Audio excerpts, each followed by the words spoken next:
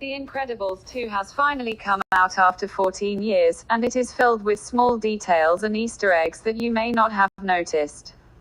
Here are the top 10 of these details in less than 5 minutes. And be warned, there are spoilers. First of all, the movie of course continued the Pixar trend of including A113 in its movies. A113 is the room number of the graphic design and character animation room where many Pixar animators learned the skills, including Brad Bird, the director of both Incredibles movies.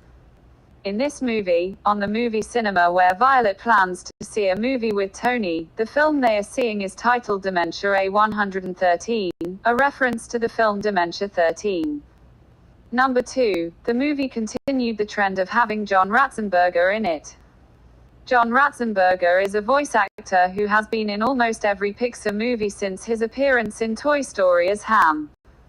In this movie he voiced the Underminer, the mole-like supervillain present in the beginning of the film. On the topic of the Underminer, here is number 3. At the end of the credits, you see the Underminer's smaller vehicle resurface from the ground and drive off the screen.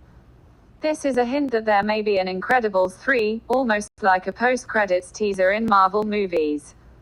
Number 4.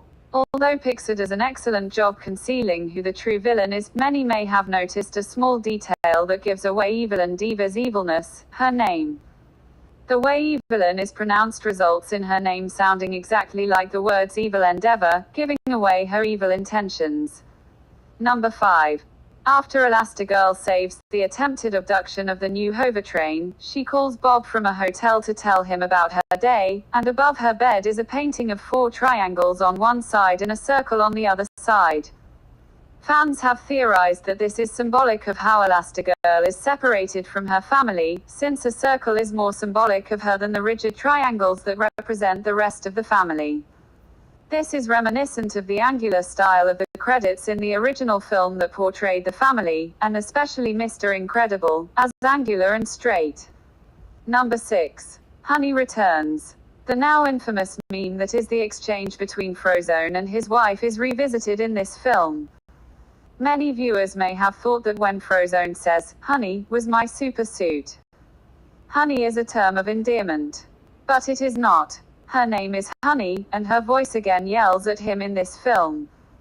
There were originally plans to bring her into the movie, and her characters was designed, but in the end she was cut. Number 7. This movie actually gives us enough information to deduce roughly when it takes place.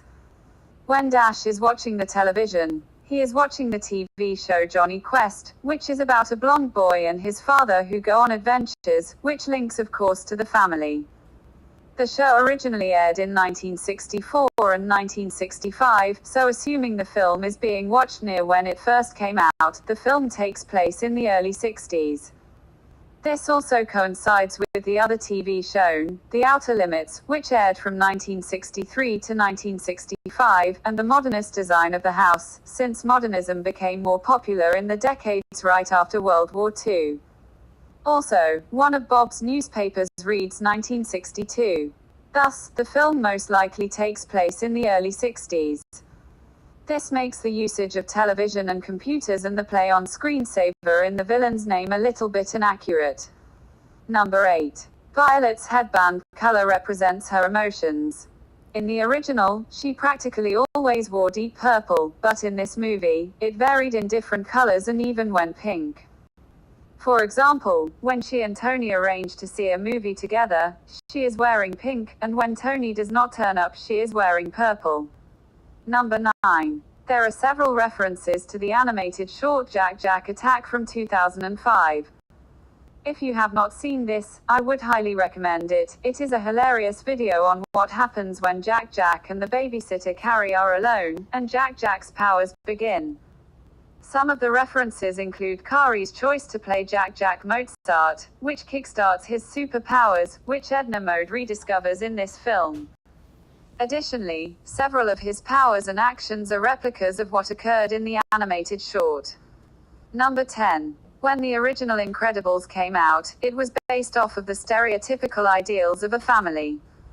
A strong but loving father, a flexible, authoritative, and self-sacrificing mother, a shy and protective teenage girl, shown by her invisibility and force fields, an energetic and mischievous boy, and a baby with lots of potential.